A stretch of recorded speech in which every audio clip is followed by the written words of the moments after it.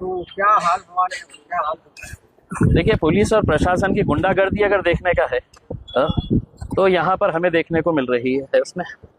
कायदे कानून सबके लिए बराबर होते हैं, लेकिन किसी एक आमदार के बोलने के ऊपर गोर गरीब लोग जो यहाँ पर अपनी रोजी रोटी मेहनत करके पेट भरने का काम कर रहे हैं, उनको यहाँ पे इस तरीके से बुलडोजर लाके है तो पूरी दुकानों को ज़मींदोस्त कर देने का।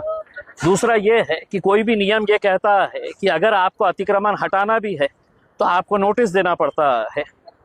इतने सालों से यहाँ पर ये रोज़ कारोबार करने वाले लोग वो अतिक्रमण को हटाने से पहले आप किसी को है तो अपना सामान तक निकालने के लिए नहीं दिए। और कौन से धन्ना सेठ यहाँ पर काम कर रहे थे, छोटे छोटे, किसी का गैरेज है, किसी की छोटी मोटी दुकान है, छोटा होटल कोई चला रहा है करके। तो मेरा ये कहना है कि ये जो आज के दिन ऐसा माहौल जो तैयार किया गया है कि कोई एक नेता फ़ोन कर देता है कि साहब पूरे गिरा डालो करके, उसमें पूरे ज़मीन दोस्त कर डालो करके, तो क्या प्रशासन की अकल नहीं है? पुलिस अपने हिसाब से, नियम के हिसाब से काम नहीं करेगी? या इनके माई बाप जो बोलेंगे वो उस हिसाब से काम कर देंगे करके? कहीं ना कहीं मतलब ये देखिए, हमने है तो सड़क के ऊपर गुंडों को गुंडागिरी करते हुए देखा है, हम इस शहर के अंदर पुलिस और प्रशासन की गुंडागर्दी हम देख रहे हैं। और इसको कहीं ना कहीं ये खत्म होनी चाहिए करके। नियम के हिसाब से आप बोलिए, नोटिस दीजिएगा, उसके बाद देखिएगा हम भी नहीं आएंगे, कोई नहीं आता है इसमें। लेकिन ऐसी हरकतें करना, और अगर हमने आपको अगर बता दे बहुत सारी जगहों के ऊपर जहां पर अतिक्रमण है और जहां पर अधिकारी आंख बंद करके वहां से गुजरते हैं, तो क्या आप उसके ऊपर भी कार्रवाई करेंगे? आप देखिए, ये आप तर्क लगा रहे हैं कि यहाँ पर एक लड़के की हत्या हुई है, जिसने हत्या किया है उसके ऊपर कानूनी जो भी कार्रवाई होनी चाहिए वो होनी चाहिए, हम भी उसकी मांग करेंगे। लेकिन किसी एक की सजा आप पूरे गरीब लोगों को दे डालेंगे। जितने गरीब लोग हैं, सारे गरीब लोगों की रोजी रोटी आप खत्म कर डालेंगे सिर्फ इसलिए कि एक नेताजी ने तो फोन के ऊपर बोल दिया, उसके अंदर सगड़े लेवल करूं टाका करके। तो मेरे हिसाब से ये जो चल रहा है, हम पुलिस से, प्रशासन से हम सहयोग करेंगे, हम साथ देंगे, शहर के विकास के अंदर हम कहीं पर भी कोई बाधा नहीं लेकर आएंगे। लेकिन क्या ये प्रशासन को मालूम नहीं है कि सुप्रीम कोर्ट का ऑर्डर है कि बरसात के दिनों में बारिश जब शुरू हो जाती है तो किसी भी तरह का कोई अतिक्रमण नहीं हटाया जाता है?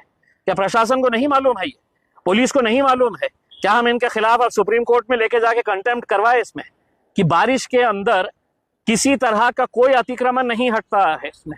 ये सुप्रीम कोर्ट ने आपको आदेश दिया है इसमें, तो आप उसका भी उल्लंघन कर दे रहे हैं। इसका मतलब यह है कि आपको ना सुप्रीम कोर्ट से मतलब है, ना आपको अदालतों के कोई फैसले मानना है। आपको आपके जो चंद राजनीतिक पार्टी के गुंडे हैं, वो गुंडों के हिसाब से है तो वो आपको आदेश देंगे और उस आदेश के हिसाब से आप ताता थैया करिएगा सड़क के ऊपर। सर उधर आगे अगर इस रोड को उस बाजू से मैं कहूँ तो कुछ लोगों का मानना है कि हमारे पास ना रजिस्ट्री के पेपर है। देखिए, मैं अभी देख रहा हूँ, देखिए इस इलाके के कॉर्पोरेटर रहे हैं डांगे साहब जो है, वो यहाँ की नुमाइंदगी करने वाले हैं। आज उनके पास जो पेपर्स है, वो पेपर्स बताता है कि वो टैक्स भर रहे हैं। कहाँ जा रहा था टैक्स? महानगर पालिका ही ले रही थी, फिर बिठाया क्यों गया था अगर ये इलीगल था तो? आप यहाँ पर है तो लाइट का मीटर दिए हुए है, लीगल तरीके से लाइट का मीटर आपने दिए हुए है, आपने इनको रेगुलराइज। मैं समझ सकता हूं कि आपको सड़क चौड़ी करने का है, आपको 100 फीट चाहिए। ये लोगों ने यहां तक कहा कि हम 100 नहीं 110 फीट दे देते हैं करके उसमें। लेकिन महज आप किसी के बोलने के ऊपर अगर ये करेंगे तो मेरे हिसाब से ये शहर ने इस तरह के घटिया प्रशासन और घटिया पुलिसिंग हमने देखे नहीं थे जो आज हमें यहाँ पर इस शहर के अंदर देखने को मिलती है। कोई नेता कहता है इसके ऊपर केस करवा लो, केस करवा लो। कोई नेता कहता है कि साहब ये पूरे गिरा डालो करके। तो आप ऐसा करिएगा कि पुलिस डिपार्टमेंट बंद कर दीजिएगा, आप है तो प्रशासन का दफ्तर बंद कर दीजिएगा और उन नेताओं के दफ्तर के अंदर जाके बैठ जाइएगा आप। अगर उनका ही हुक्म मानना है, आप कायदे कानून के हिसाब से अगर नहीं चलना चाह रहे हैं तो हम प्रशासन से ये अनुरोध करेंगे। इसके बाद जो भी कार्रवाई कर रहे हैं, आप नियमों का पालन करिएगा, क्योंकि नियम आपको भी पालन करना है। ऐसा नहीं है कि नियम सिर्फ जनता पालन करेगी और आप है तो उसका उल्लंघन करते जाएंगे करके। देखिए, बात यहाँ पर MIM की नहीं है। मैं यहाँ पर एक MIM की हैसियत से नहीं आया हूँ। मैं यहाँ पर इस शहर का एक नागरिक जिसने इस जिले का प्रतिनिधित्व किया है। इसमें क्या वजह है कि इतने सारे नेता आज इस शहर के अंदर मंत्रियां हैं, आमदार है, खासदार है, जब गरीबों की बारी आती है तो कोई उठ के नहीं आता है? सबके फोन हाँ? सब क्या क्या वजह है बताइए मुझे। हाँ? देखिए मुझे जितनी जानकारी मिली है, जितने वीडियोस हमने देखे हैं, हाँ? आप यहाँ का उदाहरण अगर आपको लेना है कि साहब एक नेता ने बोल दिया, चलिए मैं अब आपके जरिए प्रशासन को बोलता हूँ, मार्केट कमेटी के अंदर जो इलीगल बिल्डिंगें बनाई जा रही है, इलीगल कंस्ट्रक्शन हो रहा है, वहां पर आप नोटिस देते हैं कि इसको हम गिराने वाले हैं, और इतने दिनों तक ये खेल खेलते रहते हैं कि आज गिराएंगे, कल गिराएंगे, परसों गिराएंगे करके, और आखिर में वो जाकर है तो कोर्ट से जाकर स्टे लेके आ जाते हैं। तो गरीबों को ये मौका नहीं मिलना चाहिए कि साहब अगर आप गिरा रहे हैं तो फिर कानून सबके लिए बराबर रखिएगा। मार्केट कमेटी के अंदर भाजपा के कुछ बड़े नेता उसके अंदर शामिल है, जो मार्केट कमेटी की करोड़ों रुपए की जमीन जो है वो बिल्डरों को बेच रहे हैं, खुद आधा खा रहे हैं, आधा बांट रहे हैं बिल्डरों को, तो उसके लिए कानून अलग है। ये गरीब लोगों की कोई आवाज नहीं है तो इनके लिए कानून अलग है। लेकिन एक बात ये भी समझ लीजिएगा, उसमें अगर गरीब सड़क के ऊपर उतरा तो ना पुलिस काम में आती है, ना प्रशासन काम में आता है। हम आपको एक चेतावनी दे रहे हैं कि इस तरह की ऐसी कोई हरकत ना करे कि दोबारा गरीब को सड़क के ऊपर, क्योंकि वैसे भी इनको आपने सड़क के ऊपर लेकर आ गए हैं। अब इनके पास कुछ चारा नहीं बचा है, इनकी रोजी रोटी का कोई सहारा नहीं है। तो ये अगर सड़क के ऊपर आएंगे तो मेरे हिसाब से अगर इसके बाद जो भी कुछ इश्यू अगर होगा तो यहाँ की पुलिस, यहाँ का प्रशासन और यहाँ के वो नेता जो अपने आप को बहुत तुर्रम खान समझ ले रहे हैं कि हमारी हुकूमत है करके हम कुछ भी करवा सकते हैं, हम एक मर्तबा ये बर्दाश्त किए हैं। दोबारा अगर ये होगा तो हम हर तरह की लड़ाई लड़ने के लिए तैयार हैं।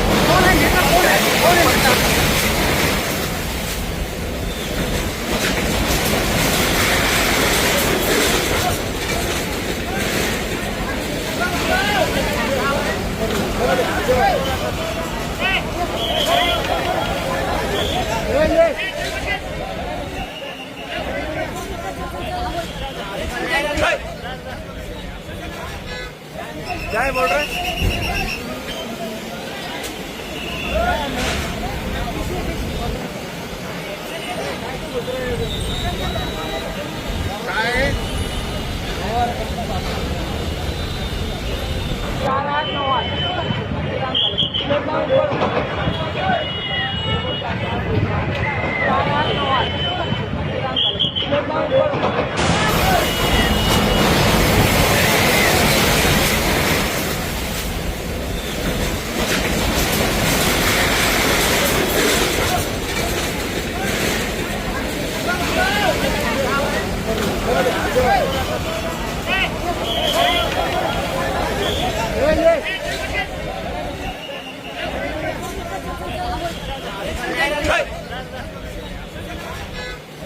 क्या बोल रहे हैं?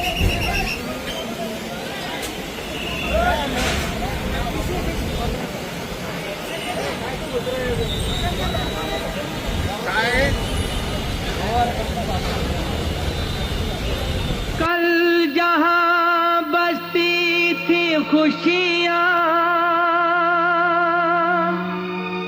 आज है मातम वहां। वक्त लाया था बहारें, वक्त लाया है खिज़ां।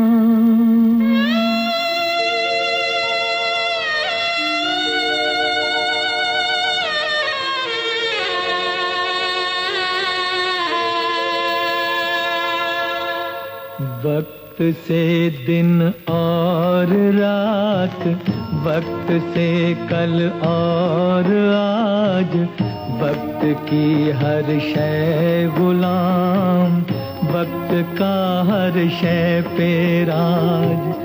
वक्त से दिन और रात, वक्त से कल और आज, वक्त की हर शय गुलाम, वक्त का हर शय पे राज।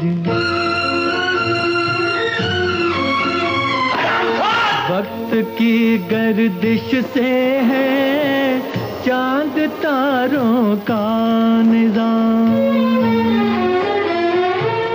वक्त की गर्दिश से है चांद तारों का निजाम वक्त की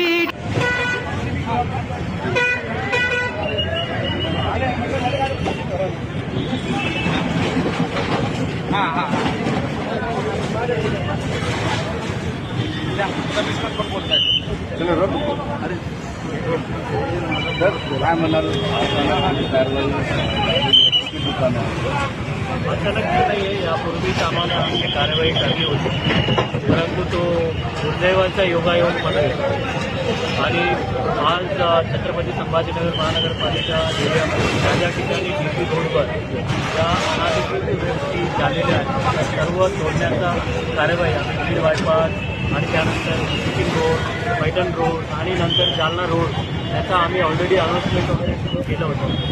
काल रात्री दुर्दैवी एक घटना निखिल सांगपाळ म्हणून या व्यक्तीचा मर्डर त्या ठिकाणी अनाधिकृत झालेला त्या ठिकाणी टपरीमध्ये आणि विशेष करून त्या ठिकाणी चिकनचा मटनचा आणि अनाधिकृतपणे झालेला व्यवसायाच्या ठिकाणी एक आपसाच्या भांडणामुळे किंवा त्यांनी त्या ठिकाणी मर्डर केलेलं आणि या सर्व अनाधिकृतच्या गोष्टी या ठिकाणी परत होऊ नये म्हणून प्रामुख्याने सरकारी जागेवर बसलेलं अनाधिकृत सर्व गोष्टी आपण काढून टाकण्याच्या कारवाई सुरू केलेल्या आहे आणि आज दिवसभर या कारवाई करून सर्व गोष्टी आपण काढून टाकल्या.